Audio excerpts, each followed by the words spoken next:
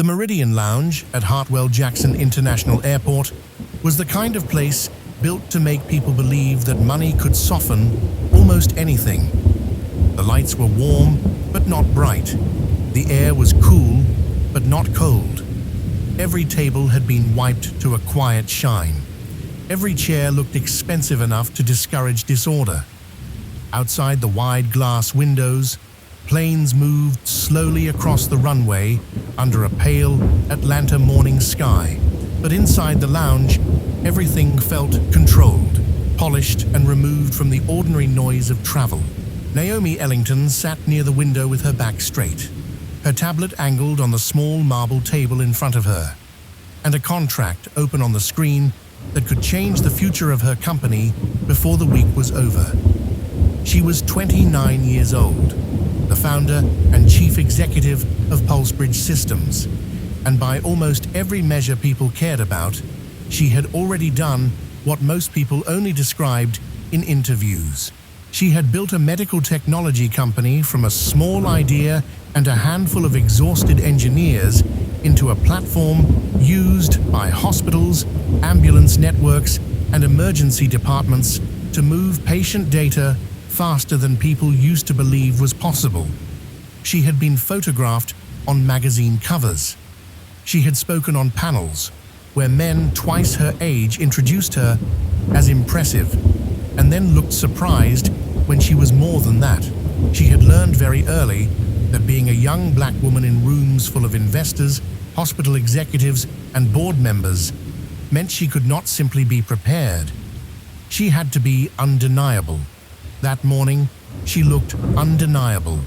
Cream-colored suit, gold watch, hair pinned neatly back, a leather folder beside her tablet. Her carry-on placed exactly beneath the chair. Nothing about her suggested that she had slept less than 4 hours, skipped breakfast, taken 2 calls before sunrise, and reviewed the North Lake Medical Network contract so many times that the words had begun to feel less like language and more like a wall she was expected to break through with her forehead. North Lake was not just another client. It was the contract. If Pulsebridge closed the partnership, the company would double its reach almost overnight. Their systems would enter dozens of hospitals across the Southeast. Their emergency data network would become something closer to infrastructure than software. Evelyn Carter, the chair of Pulsebridge's board, and the first person who had ever written Naomi a check large enough to make other people take her seriously, had called at 6:12 that morning. Naomi had answered on the second ring. "Are you ready?" Evelyn had asked. Naomi had looked at herself in the dark glass of the hotel window, already dressed, already tired, already unwilling to admit either. "I've been ready for 3 weeks." "That is not what I asked." Naomi had almost smiled, but not quite. "I know the numbers. I know the objections. I know where they'll push and where they'll fold." Evelyn was quiet for a moment. Then she said, "And do you know when to rest?" Naomi had ended the call with a promise she did not intend to keep. Now, in the lounge, she moved through the contract again, sentence by sentence, clause by clause, making small notes with the stylus in her right hand. Around her, business travelers murmured into phones. A man in a navy suit cut a croissant with unnecessary seriousness. A woman near the coffee station laughed softly at something in her earbuds. The whole room seemed to exist inside a rule Naomi understood well. Keep your voice low, your face composed, your problems invisible. Her hand trembled once. It was small, so small anyone else might have ignored it. The stylus tip touched the tablet screen and dragged a thin, accidental line across the margin. Naomi stared at it. Her fingers tightened. She flexed her hand under the table where no one could see. Fatigue, she thought. She had felt this before, once after a 19-hour product crisis when a hospital integration failed during a storm outage in Georgia. Once the morning after her father's funeral, when her body had seemed confused by the fact that the world kept asking her to stand upright. She knew what stress could do. She also knew how to manage it. She reached for the glass of water beside her, lifted it carefully, and took a measured drink. The water was cold enough to hurt her teeth. For a moment, that helped. Then the room shifted. Not dramatically, not like the spinning people described in movies. It was worse because it was subtle. The window line tilted a few degrees. The table seemed to move away from her. A warmth gathered behind her eyes, heavy and sudden. Naomi placed the glass down with great care. Too much coffee, she thought. Then another thought came underneath it, quieter and more honest. Something is wrong. She looked toward the lounge attendant at the coffee station. The woman was refilling a silver dispenser, her back turned. Naomi could have called out. She could have lifted a hand and said, "Excuse me, I need help." But the habit of composure was older than the fear moving through her now. She pressed her heels into the floor. She tried to breathe slowly. She told herself she would not make a scene 5 hours before the most important meeting of her career. Her left hand jerked. The glass went first. It tipped sideways, caught the edge of the marble table, and struck a small porcelain plate with a clean, bright crack that cut through the lounge like a snapped wire. Every head turned. Then Naomi followed it. She did not slide gently from the chair. She went down hard, sideways, one shoulder hitting first, her tablet clattering across the floor, her gold pen rolling under the next table.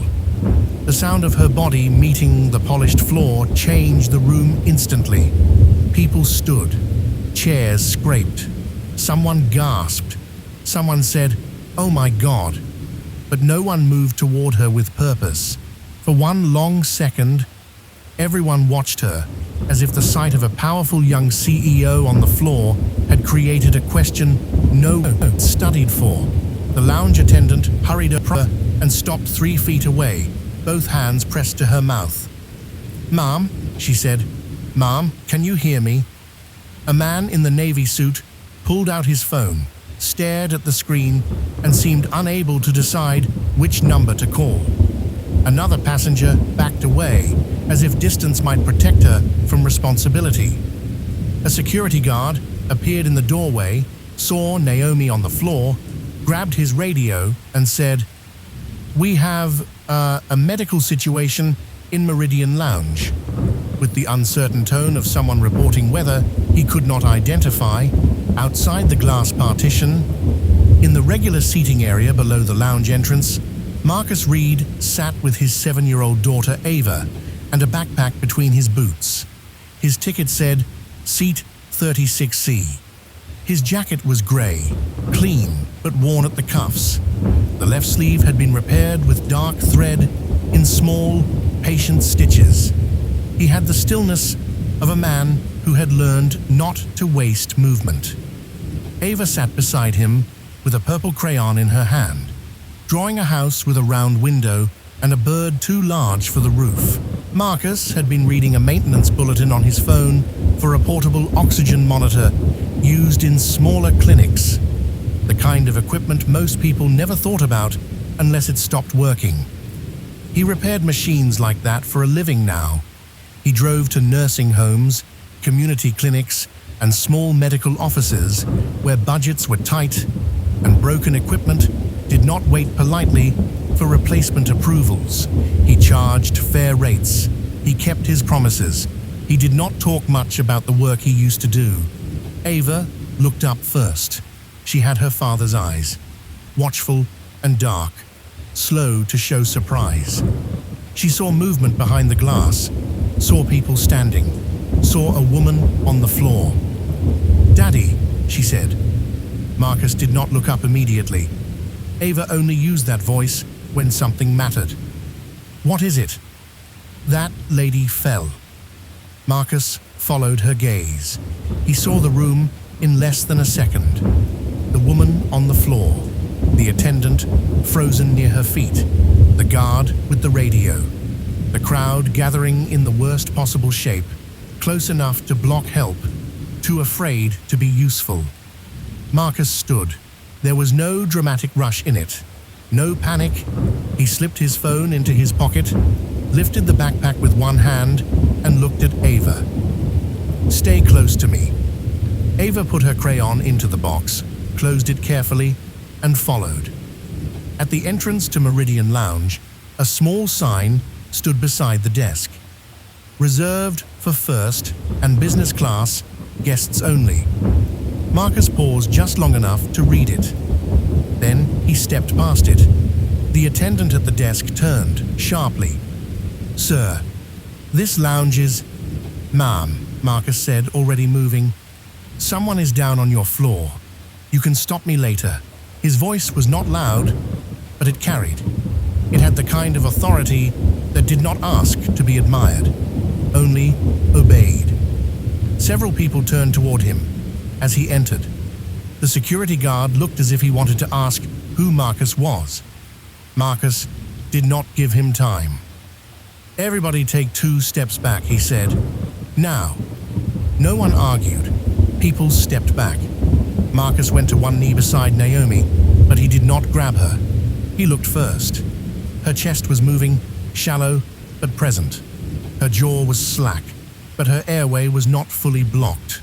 Her skin had gone slightly gray around the lips. Her left hand fluttered once against the floor, then stilled. He placed 2 fingers at the side of her neck and found the pulse immediately. "She's breathing," he said. "Pulse is present.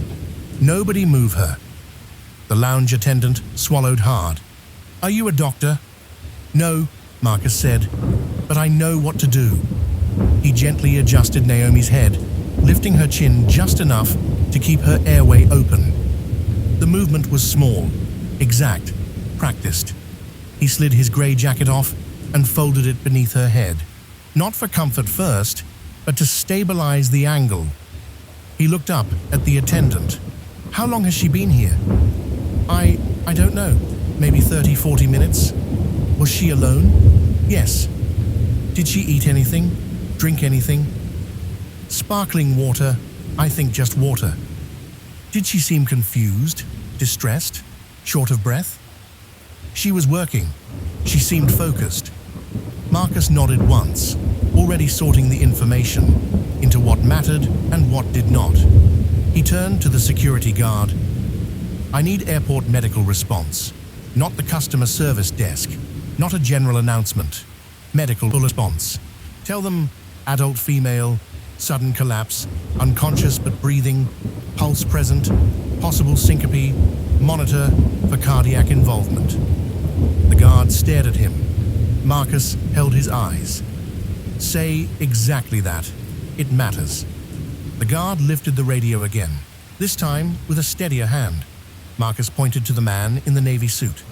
"You, keep the doorway clear. Do not let people crowd her." The man blinked. "Me?" "Yes, you." He moved. Marcus looked at a woman near the window who had begun crying quietly. "Ma'am, I need you to..." Other people panic. She covered her mouth and nodded. Then Marcus leaned closer to Naomi, his voice dropping into something steadier, softer. "You're on the floor at the airport. Help is coming. You do not need to get up. Just breathe." Naomi did not open her eyes, but her brow moved slightly, as if some part of her had heard him from far away. At the edge of the lounge, Ava stood beside a column, with Marcus's backpack at her feet and her drawing pad held flat against her chest. She did not look frightened. She watched her father, the way children watch things they have seen before and still do not fully understand. The lounge attendant noticed her and whispered, almost without meaning to, "Is that your dad?" Ava nodded. "He always checks if people can breathe first." The attendant looked back at Marcus, and something in her face changed.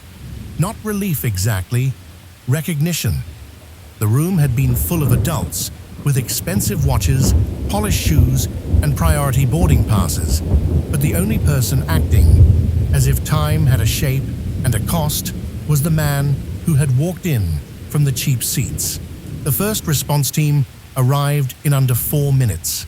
2 paramedics entered fast, carrying a medical kit and portable monitor. The crowd had already been pushed back. The doorway was clear.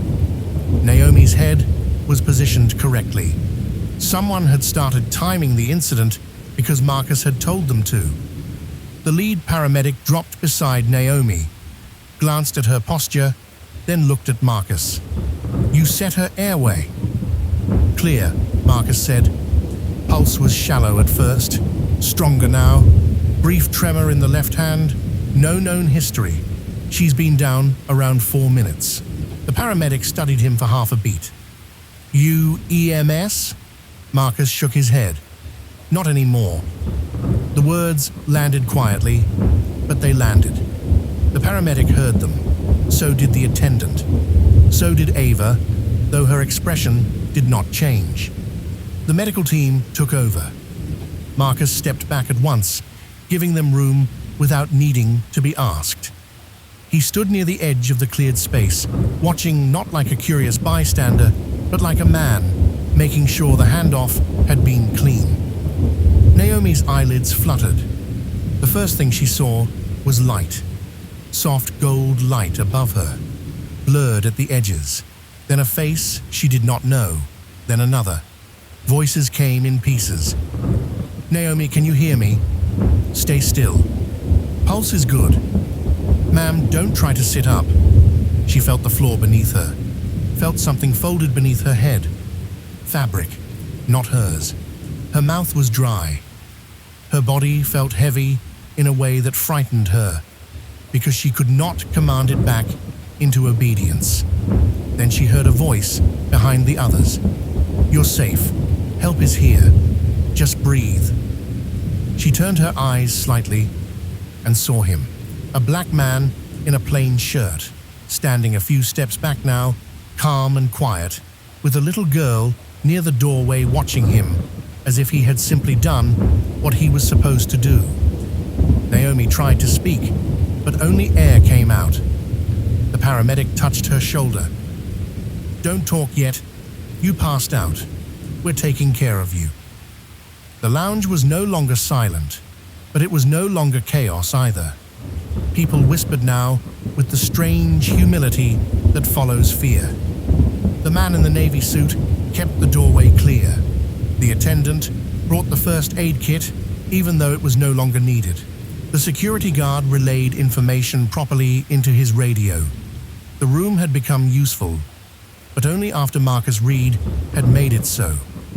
When the paramedics prepared Naomi for transport, Marcus bent down, retrieved his jacket from where it had been replaced by a medical support cushion, and folded it over his arm. He did not look around for gratitude. He did not give his name to the lounge manager. He did not wait for someone to ask whether he belonged there. He walked back to Ava. "You okay?" he asked. Ava nodded. "Is she okay?" "She has help now." Ava picked up the backpack. Marcus took it from her and held out his hand. She slipped her small hand into his, and together they walked out of the Meridian Lounge, past the sign that said they should never have entered, back toward the regular terminal where their boarding group had probably already been called. A few minutes later, Naomi was conscious enough to understand that she was being moved onto a transport gurney. Her thoughts were still slow, but one question had already formed with unusual clarity. "The man," she said, her voice thin. "Where is he?" The paramedic thought she meant someone she had been traveling with. "You were alone when we arrived." Naomi shifted her eyes toward the lounge entrance. "No, the man who helped me." The security guard standing nearby looked uncomfortable. "He left, ma'am. Had a little girl with him. Said they had a flight." "What was his name?" The guard hesitated. "I'm not sure." The lounge attendant stepped closer. I heard someone call him Marcus. I don't know his last name. Naomi stared at the empty entrance. The man was gone. The little girl was gone. The grey jacket was gone. All that remained was the broken glass near the table, her tablet on the chair beside her, and the strange, humiliating, undeniable knowledge that while she had been lying helpless on the floor of a room built for important people, the only person who had known what to do was someone the room had not been designed to welcome. Naomi Ellington had spent her life learning how to enter powerful spaces and prove she deserved to stay there. Marcus Reed had entered one without permission because someone inside it needed help, and by the time Naomi understood that, he had already disappeared. Naomi Ellington did not remember the moment they lifted her from the lounge floor to the transport stretcher. She did not remember the route through the terminal or the doors that opened automatically as the medical team moved her through spaces designed for efficiency rather than attention. What she remembered, with a clarity that felt almost deliberate, was the gap between the sound of breaking glass and the voice that had told her to breathe. Everything else came back in fragments. The hospital ceiling first. Flat, white, with a faint crack running from one corner like a line someone had tried to erase and failed. Then the sound of a monitor, steady and unhurried. Then a hand adjusting something at her wrist. Then the weight of her own body returned to her in pieces. Naomi. She turned her head slightly. The motion felt heavier than it should have. Evelyn Carter stood beside the bed, one hand resting on the metal rail, the other still holding her phone as if she had not quite decided whether to put it away. "You're awake," Evelyn said. Naomi swallowed. Her throat was dry. "How long?" "A few hours." Evelyn's tone was controlled, but there was something under it. Something Naomi recognized only because she had learned to read what people tried not to show. "You collapsed in the airport lounge." "I remember that part." "Do you?" Naomi looked at her. Evelyn held the gaze a second longer than usual. "You went down hard," Evelyn said. "They told me you were unresponsive when they got to you." Naomi let that settle. The words did not feel like they belonged to her. Unresponsive, as if she had become an object, something to be acted upon, rather than someone who acted. "I'm fine," Naomi said, though the word felt less certain than it would have the day before. A doctor stepped into the room, glanced at the monitor, then at Naomi. "You're stable," he said. "What you experienced appears to be a vasovagal syncope episode, likely triggered by a combination of dehydration, fatigue, and elevated stress. Your cardiac workup is normal. Structurally, your heart is fine." He paused, then added, "Your schedule is not." Naomi almost smiled. Almost. Evelyn did not. "We'll run follow-up tests," the doctor continued. "But this is your body telling you it cannot keep operating at the pace you've set. You were fortunate this happened where it did." Naomi's eyes shifted. "No," she said quietly. "I was fortunate someone knew what to do." The doctor nodded without asking for details. He had seen enough patients to understand when a sentence carried more weight than its words. After he left, the room settled into a quieter kind of stillness. Evelyn pulled a chair closer to the bed and sat down. "You postponed the North Lake meeting," Evelyn said. "For how long?" 3 days. Naomi exhaled slowly. 3 days felt both insignificant and impossible. "That's fine," she said. "We'll close it." Evelyn watched her for a moment. "That is not the question I'm asking." Naomi turned her head back toward the ceiling. "Then what is the question?" Evelyn leaned back slightly. "The question is whether you understand what happened." Naomi did not answer immediately. She let the silence stretch just long enough to decide how much of the truth she was willing to say out loud. "I lost control," she said finally. Evelyn's expression did not change. "You've been losing control for a while," she said. "This is just the first time your body made it public." Naomi closed her eyes for a second. There was no anger in Evelyn's voice. That made it harder, not easier. "There was a man," Naomi said. Evelyn waited. "He wasn't supposed to be in the lounge," Naomi continued. "He walked in from the main terminal. Everyone else froze. He didn't." "What did he do?" "He took over," Naomi said. Not loudly, not like he was trying to prove anything. He just knew. She opened her eyes again. "He told people exactly what to do. He told the guard what to say on the radio. He checked my pulse like he'd done it 1,000 times. He told me to breathe." Evelyn listened without interrupting. "Do you know who he is?"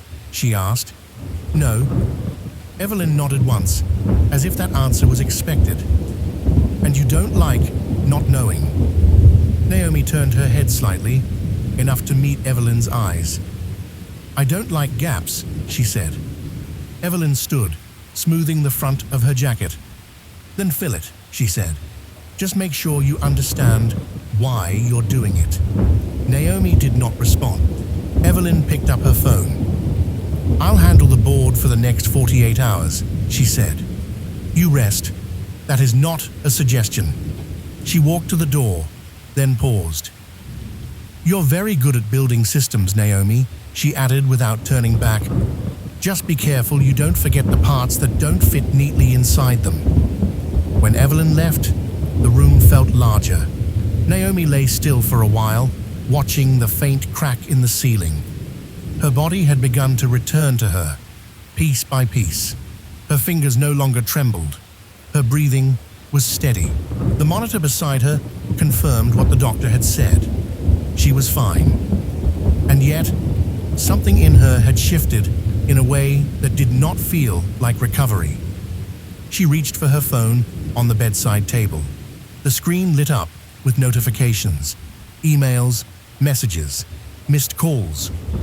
The world had continued without her for several hours and had documented that continuation in detail. She ignored all of it. Instead, she opened the contact for the airport operations office. The first call was polite. "This is Naomi Ellington," when someone answered. "I was involved in a medical incident in the Meridian Lounge this morning. I'd like to obtain the incident report, and if possible, the identity of the individual who assisted before your medical team arrived." There was a pause on the other end. "Ma'am, I'm glad to hear you're okay. We can provide a general incident summary, but due to privacy policies, we cannot release personal information about other passengers." Naomi listened. Then she said, still polite, "I understand your policies." Another pause. "But I also understand liability documentation, internal reporting requirements, and the fact that your staff was present during a medical emergency in which an uncredentialed passenger assumed primary response before your team arrived," she continued, her tone shifting just slightly. "I'm not asking for personal data for curiosity. I'm asking for the details necessary to understand what happened in a situation that could have had a very different outcome." The person on the other end hesitated. "We can arrange for you to review the security footage on site," they said carefully, "but copies cannot be provided." "That's fine," Naomi said. The appointment was set for the following afternoon. Naomi ended the call and set the phone down. For the first time in a long while, she did not open her email immediately after. She lay back against the pillow and closed her eyes, but sleep did not come. Instead, the scene in the lounge replayed itself, not as it had felt in the moment, but as something she was trying to reconstruct from the outside. The glass tipping, the sound, the floor, the the space around her filling with people who did not move. And then the shift. Not loud, not dramatic, just order. She saw his hands again in her memory. The way they had moved without hesitation. The way his voice had cut through the noise without rising above it. The way the room had reorganized itself around him, as if it had been waiting for someone to give it permission to become useful. The next day, Naomi sat in a small, windowless room in the airport's security office. A supervisor sat across from her, a monitor between them. "We've pulled the footage from the Meridian Lounge during the time of your incident," he said. "You can watch it here. We can answer general questions, but we won't be able to provide copies." "That's fine," Naomi repeated. The video began. She watched herself enter the lounge. It was a strange experience, watching her own life from a fixed angle. She saw the way she moved through the room, efficient, controlled, already focused on something no one else could see. She saw herself sit, place the tablet, reach for the water. She looked exactly as she had intended to look. Then she saw the tremor. She had not realized it was visible. On screen, her hand paused over the glass for half a second too long. The stylus slipped slightly, a small break in the pattern. Naomi leaned forward. "Can you zoom in there?" she asked. The supervisor adjusted the frame. She watched herself try to correct it, watched herself place the glass down with careful precision, watched the moment her posture changed, almost imperceptibly. Then the glass fell. The sound did not carry in the footage, but Naomi remembered it. The way it had cut through everything. She watched her own body go down. This part was harder than she had expected. Not because it was dramatic, but because it was exact. There was no interpretation, no narrative, just the simple, undeniable fact of her losing control in a room that had been built for people who did not lose control. She saw the people around her step back. She saw the attendant approach and stop. She saw the guard hesitate. And then she saw him. Marcus Reed entered the frame from the edge of the screen, coming through the lounge entrance from the main terminal. He did not look around to see who might object. He did not scan for permission. He walked directly toward her. "Pause," Naomi said. The video froze with Marcus mid-step. "Can you zoom in?" The supervisor did. Naomi studied his face. It was not a face she would have remembered clearly in the moment. Not because it lacked detail, but because it carried no expression designed to be remembered. It was focused, present, uninterested in being seen. "Play it." She watched him kneel beside her, watched him assess without touching, watched his hand find her pulse without searching, watched the attendant speak to him, the guard turn toward him, the room begin to orient itself around him. She watched herself again, this time as an object in someone else's field of responsibility. "Go back 10 seconds, she said. The supervisor did. They watched it again, then again.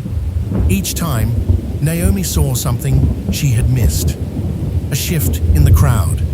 The way Marcus positioned his body between her and the others to create space. The way he directed people not with force, but with certainty. The way his attention never scattered. "Can you show me the entry log for the lounge during that time?" Naomi asked. The supervisor nodded. "Access is restricted to business and first-class passengers. We have badge records." He pulled up a list. Marcus Reed's name was not on it. "He didn't badge in," the supervisor said. "He came through the corridor." "His ticket?" Naomi asked. The supervisor typed for a moment. "Economy class," he said. "Seat 36C, flight to Cleveland. Booked 4 weeks ago." Naomi nodded slowly. "Can you pull any additional information tied to that ticket? Name, booking details?" The supervisor hesitated. "I can confirm the name on the ticket," he said carefully. Marcus Reed. That's as far as I can go. That's enough, Naomi said. She took out a small notebook from her bag and wrote the name down. Marcus Reed.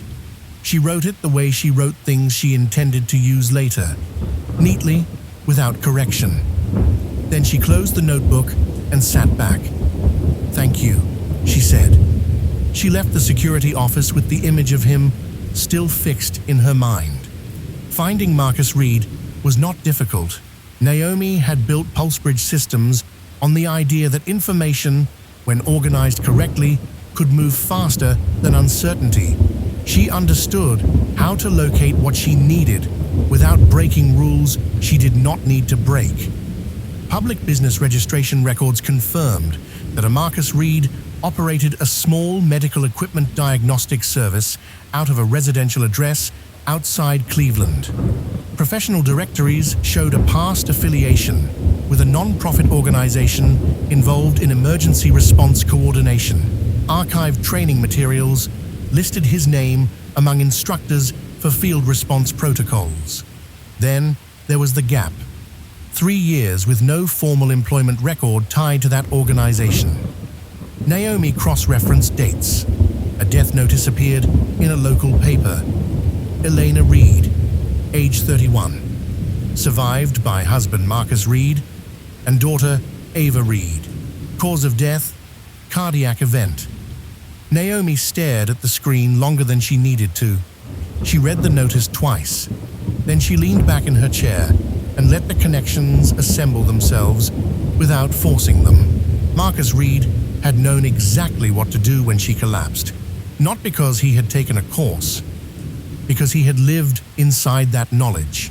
He had worked in the space between a body failing and help arriving. He had trained people to act in those minutes. He had likely stood in rooms where time did not stretch politely the way it did in conference calls. And then, at some point, that knowledge had failed him. Not in the sense that he had used it incorrectly, in the sense that it had not been enough. Naomi thought about the way he had walked into the lounge.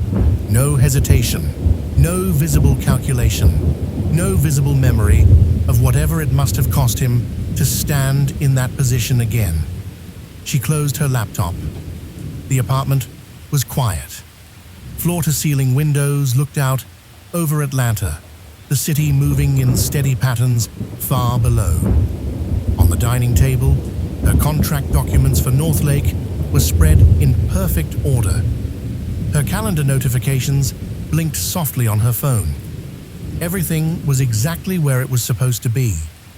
And yet Naomi could not ignore the one thing that did not fit. She had built a company designed to help hospitals respond faster. But when she had been the one on the floor, surrounded by people with access, resources, and status, the system had not been what saved her. A man without access had. A man who had lost someone to the very kind of failure her company claimed to solve. Naomi stood, walked to the window, and rested her hand against the glass. For the first time since she had started PulseBridge Systems, she found herself asking a question that had nothing to do with scaling, partnerships, or revenue. What happens in the minutes before the system arrives? She did not answer it, not yet. But she knew, with the same certainty she used when reading contracts, that she was not finished with Marcus Reed, and that the space between knowing what to do and actually doing it was much larger and much more dangerous than she had ever allowed herself to see. The address led her an hour outside Cleveland, past the parts of the city that appeared on investor slides and into the quieter stretches where things were built to last rather than impress. The road narrowed, the buildings lowered, lawns replaced glass. Naomi drove without music, without taking a call, without checking her phone, at red lights. The contract with Northlake sat unopened in her bag on the passenger seat. For the first time in years, something else had taken priority, and she had not argued with herself about it. The house was smaller than she expected. Not neglected, not temporary, just exact. A single-story structure painted a faded blue, with a porch that had been repaired more than once. There was a wooden fence, low and practical, enclosing a yard where a bicycle leaned on its side and a plastic bucket sat overturned near the steps. Behind the house, a two-bay garage stood open, one door lifted halfway, the other fully raised to let in light. Naomi parked at the curb and turned off the engine. For a moment, she stayed in the car. She had prepared for this. She had rehearsed what she would say. Gratitude first, context second, proposal third. She had structured it the way she structured everything else, with intention and sequence and outcome. But sitting there, looking at the open garage and the quiet yard, she understood something she had not accounted for. This was not a boardroom. There was no table to anchor her, no agenda to move through, no expectation that the person she was about to speak to would respond in a way that aligned with her objectives. She stepped out of the car. The gravel shifted under her shoes as she walked toward the garage. The air smelled faintly of oil and cut grass. Inside, she could hear the low hum of a machine running, steady and unhurried. Marcus Reed stood at a workbench with his back to the door. A small device opened in front of him, wires exposed, a set of tools arranged in a line to his right. A portable monitor sat to one side, its screen flickering with a test signal. He held a screwdriver in one hand and adjusted something with careful pressure, the kind that came from knowing exactly how much force a component could take before it broke. He did not turn immediately when Naomi stepped into the doorway. He had heard the car, heard the door, heard her footsteps on gravel, but he finished the adjustment first, tightened the final screw, and only then set the tool down. When he turned, he did not look surprised. He looked at her the same way he had looked at everything in the lounge, directly, without rush, taking in what was there before deciding what it meant. "Marcus Reed," Naomi said. "Yes, ma'am. I'm Naomi Ellington. I know." The answer landed without emphasis, not admiration, not resistance, just recognition. Naomi inclined her head slightly. "I figured you might."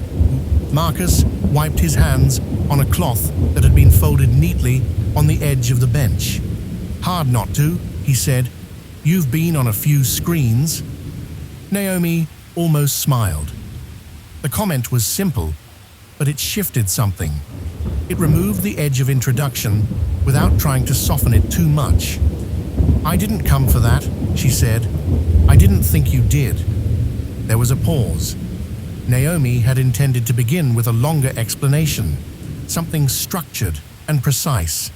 Instead, she found herself saying the only thing that felt accurate. "I came to thank you." Marcus considered that for a moment. "You already did," he said. Naomi's brow tightened slightly. "I don't remember doing that." "You were breathing when they took you out," Marcus said. "That's enough." The words were not dismissive. They were complete. To him, the exchange had already been balanced. Naomi took a step further into the garage. "It's not enough for me," she said. Marcus did not respond immediately. He leaned one hand against the edge of the workbench, not in defense, not an invitation, simply resting. Naomi continued. "I watched the footage," she said, "from the lounge." Marcus's gaze did not shift. "Everyone stopped," she said. "They didn't know what to do. You did." "That happens," Marcus said. "It doesn't have to," Naomi replied. Marcus tilted his head slightly, as if acknowledging the statement without agreeing to its conclusion. "People freeze when they don't know what they're looking at," he said. "Or when they know and they're afraid of getting it wrong." Naomi held his gaze. You weren't afraid of getting it wrong. Marcus looked past her for a moment, toward the open garage door, the yard beyond it. I've gotten it wrong before, he said. The sentence was quiet, but it carried something heavier than its volume. Naomi did not press immediately. She shifted her attention to the space around him instead. The garage was organized with a kind of precision that did not rely on aesthetics. Every tool had a place. Every component was labeled. There were drawers filled with connectors, cables, small circuit boards. On one shelf, a row of portable medical devices waited to be repaired or calibrated. On another, manuals were stacked in uneven piles, pages marked with folded corners. Near the entrance, on the concrete floor, a chalk drawing had been sketched in a wide circle. Inside the circle was a house, slightly uneven, with a door too large for the walls. Next to it, a figure with long lines for arms. The drawing had been smudged in places where someone had walked too close. Leo, Naomi started, then stopped herself. Marcus noticed. Ava, he said. Naomi nodded. Ava, she corrected.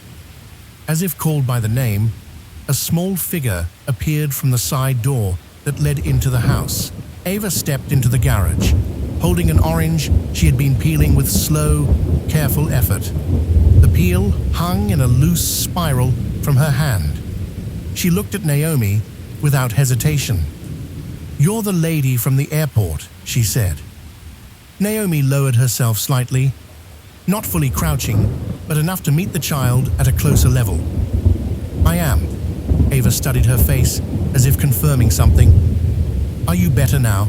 Naomi considered the question. Yes, she said. I think I am. Ava nodded once, satisfied. Good, she said, then glanced at her father. Daddy said you were breathing when they took you away. Naomi looked up at Marcus. He did, she said. Ava took a bite of the orange, then added, He's good when people fall. The statement was simple, almost casual, but it carried the weight of something repeated, something learned over time. Marcus's hand tightened slightly on the edge of the workbench. Naomi noticed. She stood back up. I looked you up, she said, her tone shifting just enough to acknowledge the boundary she was approaching. Your work. Before. Marcus did not ask what she had found. You were in emergency response, Naomi continued. Training, coordination, field support. Marcus nodded once. Used to be. Naomi paused. I also saw about your wife. The word hung in the air for a moment longer than the others. Marcus did not look away, but something in his expression changed. Not closing, not opening, just shifting. I'm sorry, Naomi said. Marcus let out a small breath. People say that, he replied, because there's nothing else to say.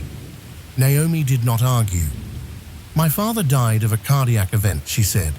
I was in college. By the time the ambulance got there, it was already too late. Marcus's gaze returned to her fully now. Naomi continued, her voice steady, not seeking sympathy. They told me if the information had moved faster, if the system had responded earlier, things might have been different. I built my company on that idea. Marcus listened. And then I ended up on the floor of an airport lounge, Naomi said, surrounded by people who had everything they needed except the ability to use it. Silence settled between them. Not uncomfortable, but real. Ava moved to the side, set her orange peel on a small tray, and picked up a crayon from the workbench.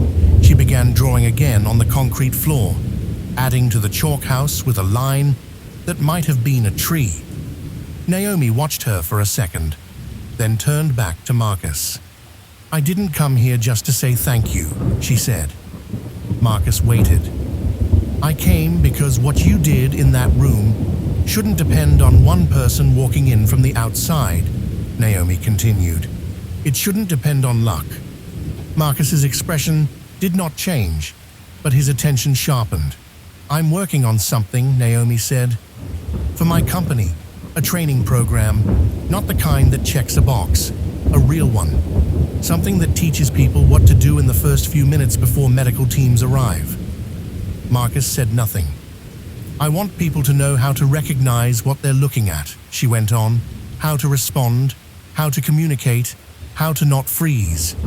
Marcus looked at the device on his workbench, then back at her. There are programs like that, he said. There are modules, Naomi replied. Videos, compliance training, 10 minutes long. Click through, pass a quiz, forget it by the end of the week. That's true, Marcus said. I don't want that, Naomi said. I want something built by someone who's actually been in those rooms. Someone who knows what panic looks like before help arrives.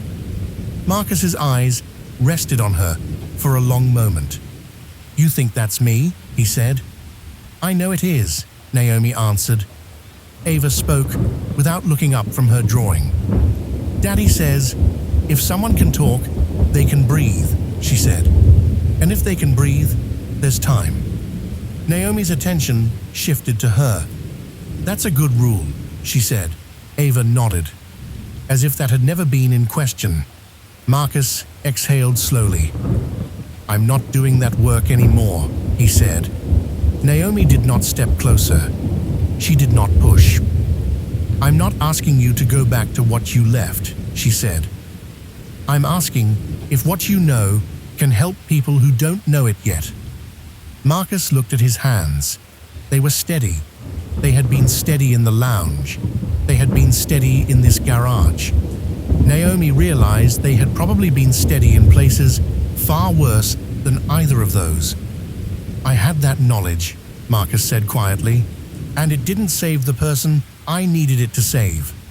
Naomi did not respond immediately.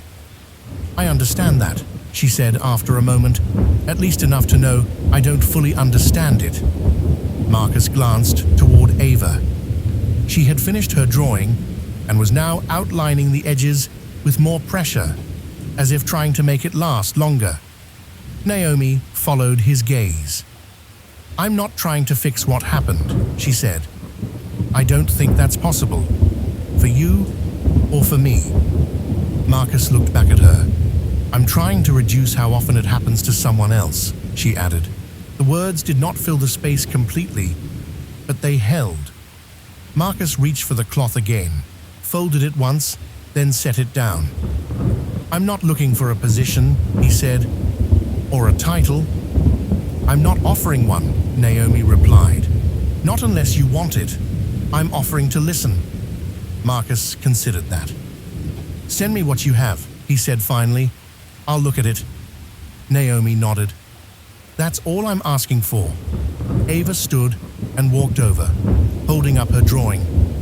Look, she said.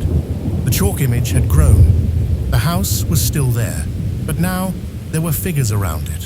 One lying down, others standing nearby, not scattered, not unsure. Each one seemed to be doing something, even if the shapes were simple. What are they doing? Naomi asked. Ava shrugged slightly. They're helping, she said, so nobody has to wait. Naomi looked at the drawing for a moment longer than necessary. Can I take a picture of that? She asked. Ava looked at Marcus. He nodded once. Naomi took out her phone, framed the drawing carefully, and captured it. When she lowered the phone, she looked at Marcus again. I'll send the materials, she said. Marcus inclined his head. Naomi turned to leave, then paused at the doorway. Marcus, she said. He looked up. In that room, she continued, you didn't hesitate. Marcus's expression remained steady. Someone needed help, he said. Naomi held his gaze. So, do a lot of people, she replied. She stepped out into the afternoon light, the gravel shifting under her feet again as she walked back to her car. Behind her, in the garage, Marcus stood still for a moment Before returning to the workbench, Ava knelt back down on the concrete, adding one more figure to the chalk circle, smaller than the others, but standing closer to the one on the ground. Naomi sat in the driver's seat, her phone in her hand, the image of the drawing still on the screen. For the first time since she had started Pulsebridge Systems, she was not thinking about scale, or valuation, or expansion. She was thinking about the space between a person falling and someone deciding to move, and about how that space might be smaller if more people knew what to do inside it. When Naomi returned to Atlanta, the city felt the same, but the way she moved through it did not. Her apartment was still glass and steel and quiet. The skyline still stretched out in clean lines beyond her windows. Her calendar still filled itself with meetings, calls, and decisions that carried numbers large enough to matter in rooms she had fought to enter. But something in her process had shifted, not dramatically, not in a way anyone else would notice immediately, but enough that the rhythm of her days no longer ran unchecked. She slept that night, not perfectly, not deeply, but longer than she had in weeks. When she woke, she did not reach for her phone immediately. She sat at the edge of the bed for a moment, letting her body settle into itself, as if confirming that it was still hers to command. Then she went to work. The North Lake contract moved forward, as it had to. Naomi reviewed the final revisions, anticipated the remaining objections, and closed the deal 3 days later in a conference room that overlooked a different skyline, with executives who shook her hand and told her how impressed they were. She responded with the same composure she had always used, the same precision, the same control. But when she returned to her office that evening, she did not open the next contract. She opened a blank document. At the top of the page, she typed 3 words. First, Minutes Initiative. She stared at the title for a moment, then began to write. Not a proposal at first, not numbers, not timelines, not budget allocations. She wrote the problem as she had seen it, not as it appeared in reports or summaries, but as it had unfolded on a polished floor in a room full of capable people who had not known what to do. She wrote about the gap between collapse and response, between recognition and action, between having resources and knowing how to use them. She wrote about the bystander effect, about the documented hesitation that occurs when responsibility is shared across a group, about the measurable delay between incident and intervention in public and corporate spaces. Then she stopped writing and pulled up the image on her phone. Ava's drawing, the chalk circle, the figures, the one on the ground, the others standing around, each with a role, even if the roles were only implied. They're helping, Ava had said, so nobody has to wait. Naomi set the phone down and returned to the document. This time, she structured it. Objectives, scope, implementation. But the language was different from her usual proposals. It was less about expansion and more about correction. Less about growth and more about responsibility. She built the framework over the next several days, working between meetings, late at night, early in the morning, in the spaces where she used to answer emails without thinking. She gathered research, cross-referenced studies, pulled data on response times in corporate environments, on the outcomes of early intervention versus delayed action. Then she sent the draft to Marcus. The email was short. Attached is a preliminary framework. I need you to tell me where it fails. She did not expect a quick response. Marcus replied the next day. There were no pleasantries in the email, no commentary on the effort, no acknowledgement of the scale of what she had put together. There were notes, direct specific, unsoftened. Too theoretical in Section 2. People don't recall theory under stress. Define observable signs. Don't assume recognition. Communication protocol unclear. What exactly should a caller say in the first 10 seconds? Remove redundancy. In real situations, time is compressed. Do not train for perfection. Train for action. Naomi read through the notes twice. They did not challenge her intelligence. They challenged her assumptions. She opened the document again and began to revise.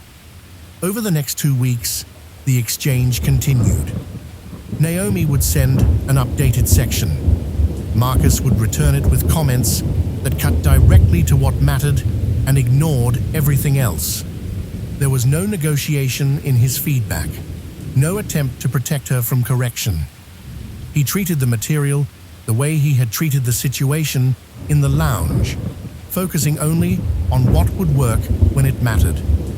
At one point, she added a section on advanced response scenarios, layered with decision trees and conditional steps. Marcus replied with a single line. No one thinks in branches when someone is on the floor. Simplify. Naomi removed half the section. Another time, she included a paragraph on maintaining authority in a crisis. Marcus's note read, "Authority comes from clarity. Teach people what to say, not how to sound." Naomi rewrote it. Slowly, the program began to take shape, not as an extension of PulseBridge's existing systems, but as something adjacent to them, something that addressed the space before those systems engaged. When Naomi felt the framework was strong enough to withstand scrutiny, she scheduled a meeting with Evelyn Carter. The boardroom at PulseBridge headquarters was designed to project confidence. Long table, clean lines, screens embedded in the walls, chairs positioned with exact spacing. Naomi had stood at the head of that table many times, presenting strategies that would expand the company's reach, increase its valuation, secure its position in a competitive industry. This time, when she entered the room, she carried no contract. Evelyn was already there, seated near the far end of the table, a tablet in front of her, glasses resting low on her nose. "You wanted to discuss a new initiative," Evelyn said. Naomi nodded and took her place. "I've sent the materials," she said. "I read them," Evelyn replied. "Twice." Naomi waited. Evelyn removed her glasses and set them on the table. "This is not what I expected," she said. Naomi did not respond. "I expected a product expansion," Evelyn continued, "or a strategic partnership, something that leverages our existing platform." Naomi leaned forward slightly. "This does," she said, "just not in the way we've been measuring." Evelyn studied her. "Explain that." Naomi tapped the screen, bringing up the opening slide. It was not a chart. It was not a graph. It was a simple statement. What happens before the system arrives? Evelyn's eyes moved across the words. Naomi spoke. "We've built a company on the idea that faster data saves lives," she said. "And it does. But data only matters once someone has recognized there's a problem and initiated a response." She changed the slide. Numbers appeared. Response times, incident reports, studies on bystander hesitation. In most non-clinical environments, there is a gap between the moment a person collapses and the moment trained medical response arrives. Naomi continued. That gap is filled by untrained individuals, and in many cases, nothing happens during that time. Evelyn's expression remained neutral. Naomi went on. "I experienced that gap," she said. "Personally." Evelyn's gaze sharpened slightly.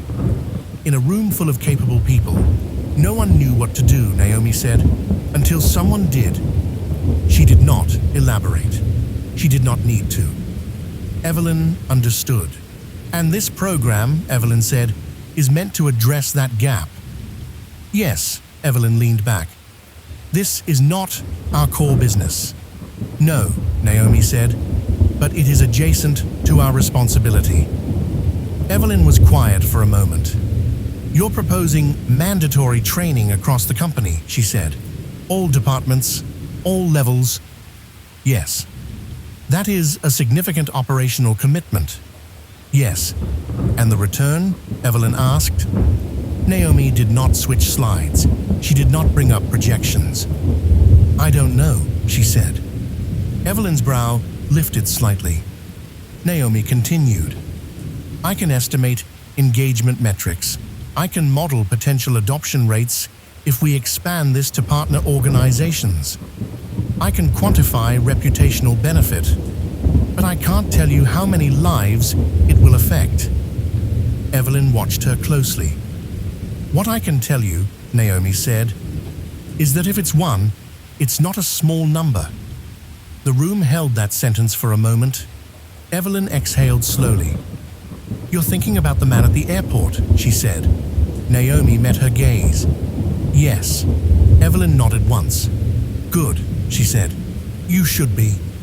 The board meeting was scheduled 2 days later. When the directors assembled, the tone was familiar, measured, efficient. Each person carried their own priorities, their own concerns, their own expectations of what Naomi would present. She walked them through the proposal without embellishment. She showed the data. She outlined the structure. She explained the training modules, the emphasis on recognition, communication, and immediate action. She described the implementation phases, the internal pilot program, the potential for external partnerships if the model proved effective. When she finished, the questions came. This is not revenue generating in the short term. No. It requires time from employees who are already operating at capacity. Yes. It introduces liability considerations if people act incorrectly. It reduces liability by increasing correct action, Naomi said.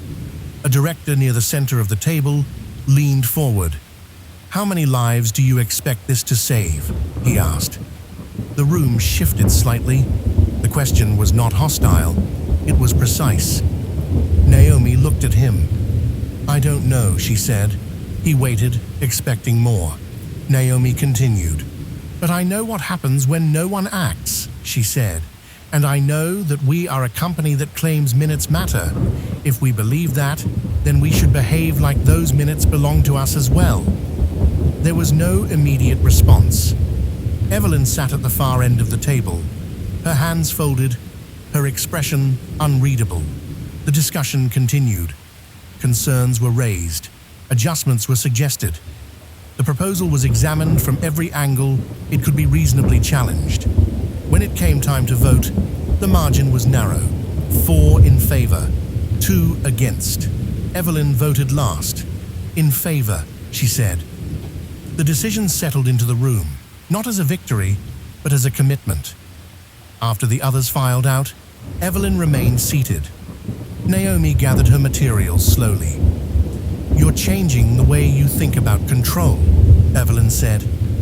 Naomi looked up. I am, she said. Evelyn nodded. Control is not preventing failure, she said. It's preparing for it. Naomi considered that. Yes, she said. Later that evening, Naomi stood alone in one of the training rooms that had been set aside for the program's pilot phase. Rows of chairs faced a blank screen. The space was functional, unremarkable, waiting to be defined by what would happen inside it. On the screen, she had placed the title, First Minute's Initiative. She looked at it for a long moment. Then she took out her phone and sent a message. It's approved, Marcus replied several minutes later. Send the next draft. Naomi lowered the phone. For the first time, the project in front of her was not about scaling a system that already existed. It was about building something for the space before the system began, and she understood. with a clarity she had not had before, that those first minutes did not belong to machines or networks or platforms. They belonged to people. People who either knew what to do or didn't. The first session of the First Minutes Initiative did not begin with a speech. There was no stage, no introduction that listed Naomi Ellington's accomplishments, no framing that positioned the program as an innovation or a milestone. The room was set up simply. Rows of chairs facing an open space at the front. A medical training mannequin placed on the floor. A portable monitor resting on a small table beside it. On the screen behind them, the title remained unchanged. First Minutes Initiative. 47 employees filled the room. Engineers, operations staff, administrative assistants, security personnel. People who spent their days in front of screens, in meetings, in logistics, in systems that moved information, but rarely required them to respond to a body in front of them. They sat differently than they did in standard training sessions. There were no laptops open, no quiet multitasking. Something about the setup made distraction feel inappropriate, though no one had said that explicitly. Naomi stood at the back of the room, not at the front. She had made that decision deliberately. When the session began, the lead trainer introduced the structure. Recognition, response, communication. The language was clear, practical, stripped of anything unnecessary. It had been rewritten enough times that every sentence had been forced to justify its presence. Marcus stood off to the side, near the wall, his posture relaxed, but his attention complete. He was not listed as the instructor. His name did not appear on the program materials. To most of the room, he was just another participant, or perhaps an observer. The trainer began with scenarios. What do you do if someone collapses in this room? Hands shifted. A few people glanced at each other. One person raised a hand halfway, then lowered it. The trainer nodded. That hesitation, he said, is what we're here to change. He walked through the basics, but not as theory, not as memorized steps. Each instruction was tied to something observable, something concrete. Look at the chest. Is it moving? Speak to them. If they respond, you have information. Call for help, but say what you see, not what you assume. Marcus watched. For the first 20 minutes, he said nothing. Then the trainer moved into a simulated scenario. One of the assistants gently lowered the mannequin to the floor, positioning it as if it had just collapsed. Okay, the trainer said. You walk in, you see this. What happens next? The room stayed quiet for a second too long. Marcus stepped forward. He did not raise his voice. He did not ask for permission. Stop, he said. The trainer stepped back without resistance. Marcus looked at the group. This is already wrong, he said. He pointed to the mannequin. Someone is on the floor. You have 10 seconds before this room decides what it is. He turned slightly, scanning the faces in front of him. Right now, you're waiting for instruction. In a real situation, there is no instructor. He pointed to a man in the second row. You, call medical response. Not, we have a situation. Say what you see. The man hesitated. Marcus held his gaze. Say it. The man swallowed. Adult person down, not responding. Breathing, Marcus asked. I don't know. Then check, Marcus said. Don't guess. He pointed to a woman near the aisle. You, clear space. Not politely, clearly. She stood, uncertain, then said, Everyone, please step back. Marcus shook his head slightly. Not please, he said. Say it like it matters. She took a breath. Everyone step back. Now. The tone changed. Marcus nodded once. He moved to the mannequin, kneeling beside it. Airway, he said, adjusting the position with precise, minimal movement. chest. Watch it. Not your phone, not the people around you. This. He looked up again.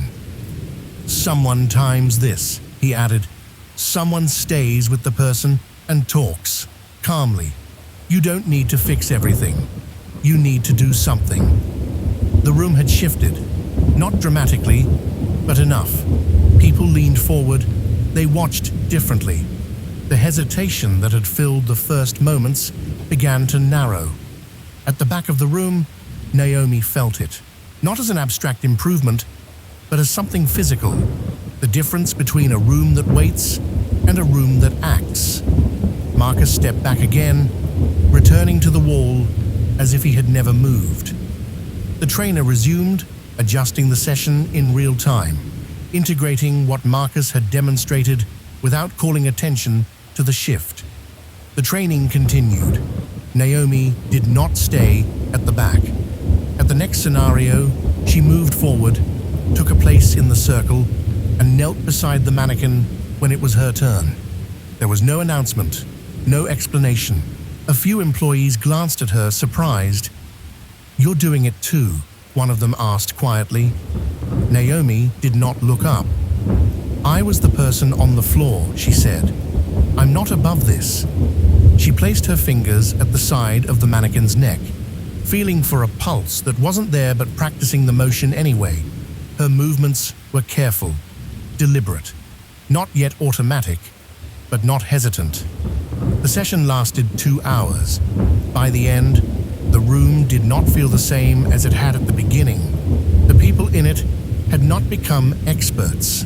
They had not transformed into paramedics or clinicians, but something had shifted in how they understood their role in the first minutes of a crisis. They were no longer observers. During a short break, Naomi stepped into the hallway, the noise of the training room softening behind her. She leaned briefly against the wall, not out of exhaustion, but to let the moment settle. Marcus stepped out a few seconds later. "You changed the way they see it," Naomi said. Marcus shook his head slightly. "They changed it," he said. "They just needed to know how." Naomi nodded. For a moment, neither of them spoke. Inside the room, a monitor beeped as part of a simulation. The sound was controlled, predictable, nothing like the unpredictable edges of reality, but it was enough. Marcus's posture shifted. It was subtle, a tightening at the shoulders, a pause that lasted a fraction longer than it should have. Naomi noticed. "You okay?" she asked. Marcus looked at the floor for a second, then back at her. "No," he said. The honesty was immediate, unfiltered. Naomi did not move closer. She did not fill the space with reassurance. "Do you need to stop?" she asked. Marcus exhaled slowly. Inside the room, someone laughed nervously, then quieted. Marcus looked through the glass panel at the group, at the mannequin, at the trainer continuing the session. Then he said, "No, I need to finish." Naomi nodded. "Okay." He turned and walked back into the room. Naomi followed a moment later. At the far end, near the chairs, Ava sat cross-legged on the floor with a small notebook and a set of colored pencils. She had been there for most of the session, quiet, watching in the way she always did. Naomi walked over and sat beside her. "What are you drawing?" she asked. Ava turned the notebook slightly. It was a room, not the training room exactly, but something like it. There was a figure on the floor, drawn in simple lines. Around it, several other figures stood. One had a phone. One was kneeling. One had arms extended, as if holding space. None of them were standing still. "What are they doing?" Naomi asked. Ava thought for a second. "They're not scared anymore," she said. Naomi looked at the drawing. It was simple, imperfect, but it contained the entire purpose of the program more clearly than any of the documents she had written. "That might be the whole point," Naomi said quietly. Ava tore the page carefully from the notebook and held it out. "You can keep it," she said. "For your people." Naomi accepted it. "Thank you," she said. Weeks passed. The First Minutes initiative moved from pilot to implementation. Training sessions expanded across departments. Materials were refined, adjusted based on feedback, simplified where necessary, strengthened where gaps appeared. Marcus did not appear in any official capacity. He reviewed content. He corrected language. He attended a few sessions when necessary. But his name was not in the program description. His role was not defined in organizational charts. He did not ask for it to be. One afternoon, several months after the first session, an email circulated through the internal system. Subject: Incident Report, Regional Office. A senior employee in a partner office had collapsed in the reception area. The initial response came not from medical personnel, but from 2 administrative staff members who had completed the First Minutes training. The report was concise. They cleared the space. They checked breathing. They called emergency services and communicated clearly. They stayed with the individual. They maintained calm. Medical response arrived. The employee survived. There were no dramatic details, no language that elevated the moment beyond what it was. Just a record of actions taken and outcomes observed. Naomi read the report once. Then again, she did not forward it to the entire company. She did not issue a statement. She opened a new message and sent it to one recipient. Marcus. The message contained a single word. 1. Marcus read it in his garage. The same workbench, the same tools, the same quiet order. Ava sat at the table behind him, working on something that required more concentration than drawing. He looked at the message, then at her. "What does one mean?" Ava asked, noticing the way he had paused. Marcus considered the question. "It means somebody got more time," he said. Ava nodded, as if that answer made complete sense. He set the phone down and returned to the device in front of him, adjusting a connection with the same steady hands he had used in the lounge, in the training room, in places no one in that office would ever see. A few weeks later, Naomi found herself back at Hartwell Jackson. The Meridian Lounge looked exactly as it had before. Same lighting, same polished surfaces, same quiet confidence that nothing would go wrong. She stood at the entrance for a moment, reading the sign without needing to. Reserved for first and business class, guests only. Then she stepped inside. She chose a seat near the window again, but this time she did not open her tablet immediately. She ordered water. She drank it. She sat still for a minute longer than her old schedule would have allowed. Across the glass, in the main terminal below, people moved in familiar patterns. Travelers with bags, children with snacks, a man teaching a small girl how to tie her shoe near a row of chairs. Naomi watched them for a moment. She did not know their names. She did not know their roles. But she understood something she had not fully understood before. Control was not the absence of failure. It was preparation for it. It was the difference between a room that freezes and a room that moves, between someone falling and someone stepping forward. The announcement for boarding echoed softly through the lounge. Naomi stood, gathered her things, and walked toward the gate. Behind her, the room remained as it always had been, but somewhere else, in offices and hallways and spaces that did not appear on any investor presentation, there were people who had learned what to do in the first minutes, people who would not wait. And in a small garage outside Cleveland, a man who had once stepped away from that knowledge had, without asking for anything in return, placed it back into the world, not as a title, not as a recognition, but as something simpler, something that moved quietly from one person to another, until the gap between falling and help arriving was no longer empty.